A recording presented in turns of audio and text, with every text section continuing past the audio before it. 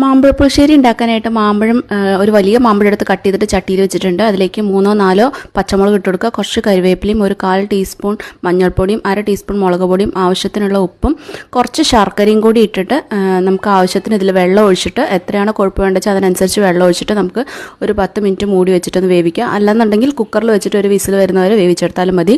മൂടി വെച്ചിട്ട് ഒരു 10 മിനിറ്റ് കഴിഞ്ഞിട്ട് നമുക്ക് തുറന്ന് നോക്കുമ്പോഴേക്കും മാമ്പഴം നന്നായിട്ട് വെന്തിട്ടുണ്ടാവും. ഇനി ഇതിലേക്ക് ഒരു മീഡിയം സൈസ് തേങ്ങയുടെ 1/2 മുറി തേങ്ങയും, 1/4 ടീസ്പൂൺ ജീരകവും, 1/2 ടീസ്പൂൺ കടുകും, 1/4 ടീസ്പൂൺ മഞ്ഞൾപ്പൊടിയും കൂടി നല്ല ഫൈനായിട്ട് അരച്ചിട്ട് ഇതിൽ ചേർത്ത് കൊടുക്കുക. എന്നിട്ട് നന്നായിട്ട് ഇളക്കിയെടുക്കുക. ഒരു 2-3 മിനിറ്റ് നന്നായിട്ടൊന്ന് തിളപ്പിച്ചെടുക്കുക. ഇളക്കി തിളപ്പിക്കുക. അതിനുശേഷം അതിലേക്ക് ഒരു 1/4 മുതൽ 1/2 കപ്പ് നല്ല കട്ടിയുള്ള തൈര് ഒഴിച്ചു കൊടുക്കുക.